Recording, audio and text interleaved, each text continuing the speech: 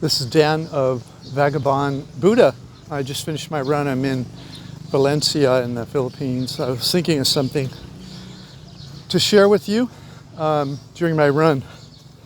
So if you have an interest in awareness, at some point you're going to develop your first view into it, and then slowly that'll increase, and you'll be in the space of being instead of a space where you're jumping from trigger to trigger, which are mind-generated thoughts that you believe when they happen.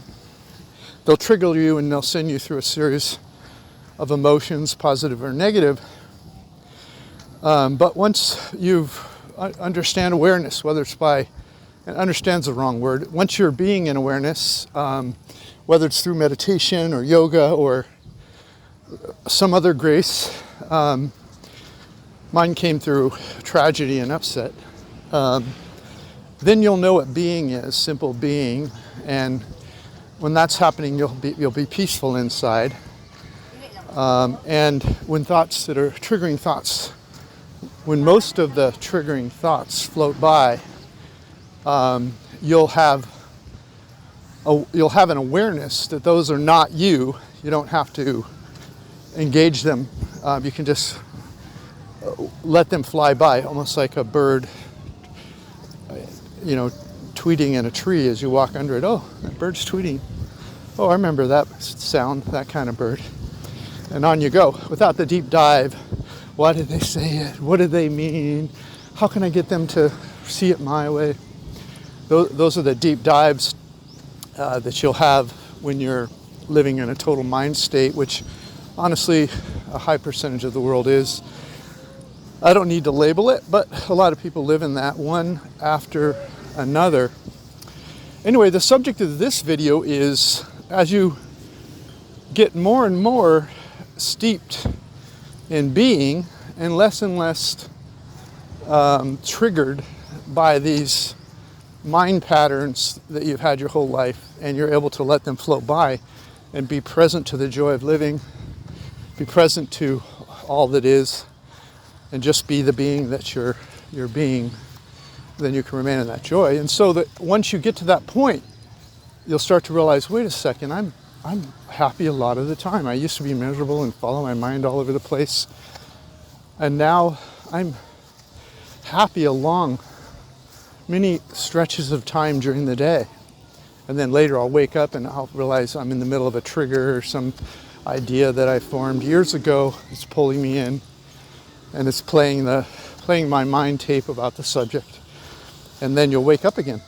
And what that is it's when a cloud floats by, you jump on the cloud and float for a while with it, and then you get off the cloud and now you're the sky again. And so after a while, when you've been awake for a while, you begin to realize more and more of your time is spent in joy, and less of your time is spent in these triggers, these emotional triggers that are identified with you and your personality and everything you think, believe, have read, understand. And I'm not faulting the mind here, don't get me wrong. I think the mind is something that's going to remain because it's your physical reference point in the universe where you're sitting, and it's everything you've learned through your life. So its intentions are good. It's trying to protect you, but it's the emotion that it's attaching to all of its lessons that it uses to jar you into its specific path it wants you to take, and to point the finger at others and say, I have to fix them and I've got to do that.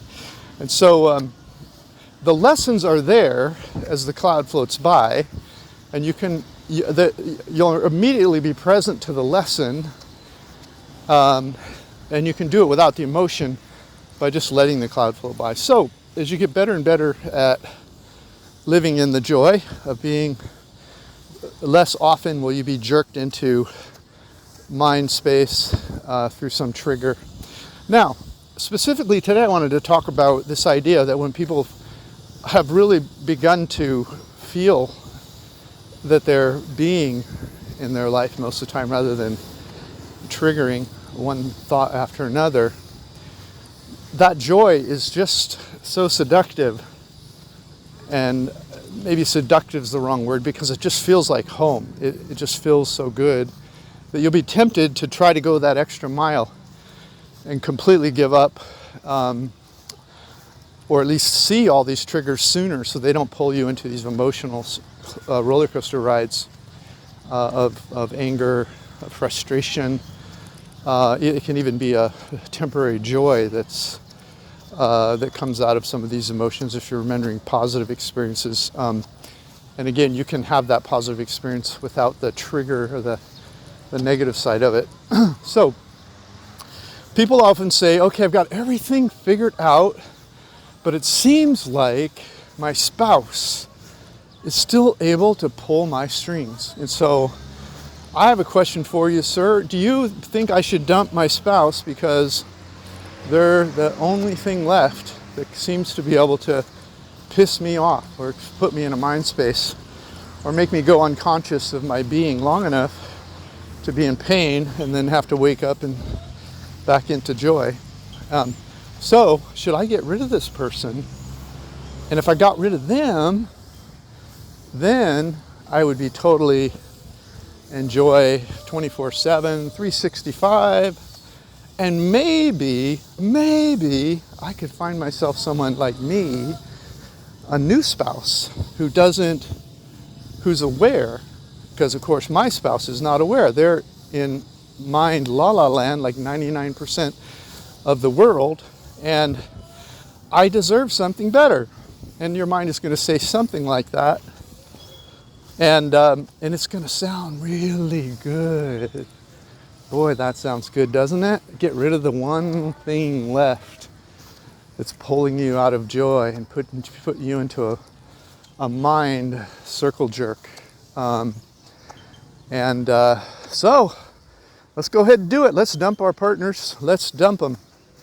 But I suppose that maybe you had something to do with it. And I know you don't want to hear this, but just listen for a minute. Maybe it'll fit you. You know, maybe this suit is tailored correctly for you. You know, it won't ride in your crotch, or the belt won't be too tight. It'll be a nice fit. Maybe not, but it's worth a try. If you think about what you're saying is, I'm able to let everything float by, but when my spouse pulls one of my strings. So what is that? What is that statement? I'm able to let everything float by except when my spouse pulls one of those strings. Who's talking right now? Who's talking? Is it your beingness? Or is it your mind? You know the answer. Come on, kids. All right, Jimmy in the back. That's right, Jimmy. That's your mind talking. And what is the mind doing? This is the death rattle right now. You're at the precipice of total joy and freedom. And the last thing is doing a death rattle. It's trying to plug you back into your upset. And it has one thing left it can use, and that's your spouse. And it's trying to get you to dump that spouse so you can be free. But what's on the flip side of that idea? What's on the flip side of that idea? What did you do with all the other things that you had to do in your life to become joyful? You had to become more aware sooner. And you had to take responsibility for it and realize, and who is it really taking the responsibility? No, it's not. It's not a mind game. It's a perception. Oh, my mind just ran down one of those paths. I'm seeing it now. And even with your spouse, you're able to see that. You can see you're getting angry. You can see you're frustrated. You can see, why don't they understand what I'm talking about? Why do they keep saying the same thing over and over again? Why don't they listen? Who is that? Who is that person?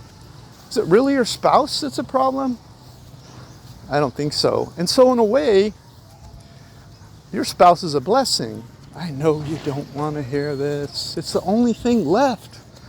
It's the only thing left, and it's a death rattle for your mind. Now, I know when your mind hears, oh, it's a death rattle for your mind, that you're hearing, oh, I'm going to get rid of my mind. Finally, I won't even have a mind. Bad news, kids. Your mind is part of the everything. It's just one of the things, like the bird in the tree chirping as you walk by.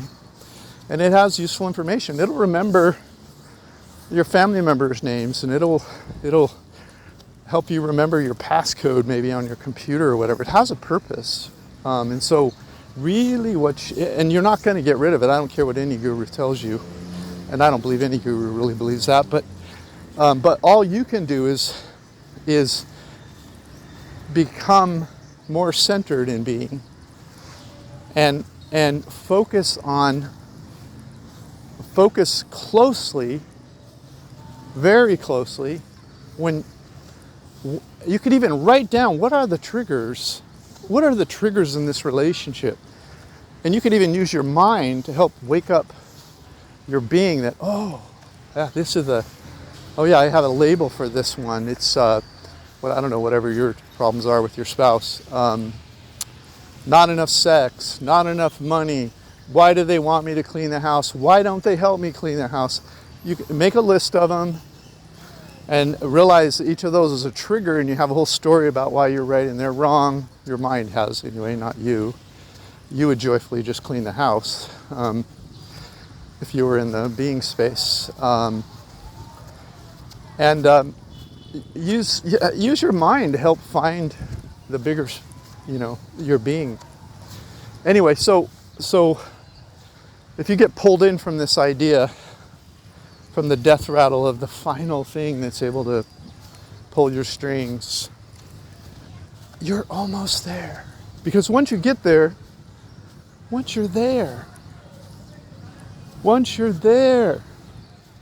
it's the promised land. Then you have the right spouse even. What else are you gonna bitch about? Your whole life's perfect and you have the right spouse. Why? Because when they say the trigger, what are you gonna do? You're gonna be present to the joy of living, and you're gonna just listen to them and say, and take your time, relax. Your blood pressure is not gonna go up. You're gonna be present to your life. You're going to be present to the joy of living, and you're going to have some useful answer, if anything at all. If you say anything at all, it won't be hand-to-hand combat where you say something and they say something and you say. And by you, of course, I don't mean your being. I don't mean who you really are. I'm talking about your mind has this whole game it wants to play every time one of these triggers happens. If you can be in the joy of being, it's the final stage for you. So when you're thinking about getting rid of your spouse, really what you should be doing is celebrating, because you're a half a step away from being joyful 24 hours a day, 7 days a week. Now, I'm not saying that once you get the spouse problem handled, your mind won't figure out a new string to pull. All I'm saying is this can be a technique for you when you start to think that this job is what's ruining my life. This spouse is what's ruining my life. I don't want to mow this lawn anymore on Sunday mornings. I'm wasting whatever it is in your life where your mind goes off on a rampage and you get upset and you're not living in joy because you're not present. This is a technique you can do. Is write those damn things down and don't let them trigger you anymore. Let them float by like the easier ones did. So as you get closer to Nirvana, your mind's, the death rattle will be more clever. And so you need to tighten up your playbook. The U is the joy of living, of course. It has to recognize what your mind's up to a little quicker. And so take some notes. What was I upset about today? And then for each of those notes, you could have like a little thing to remind you, oh yeah, this is, when that trigger happens, I feel this. My mind feels this and I get upset about that. And then just have little cue cards. What are my triggers left? And then when they come, just let them float by. You already know how to let them float by, or you wouldn't be where you are now. All right, that's all I got today for my run. And by the way, meditation, yoga, all that, that's a way to get present to being, to your beingness, and the joy that is just there effortlessly.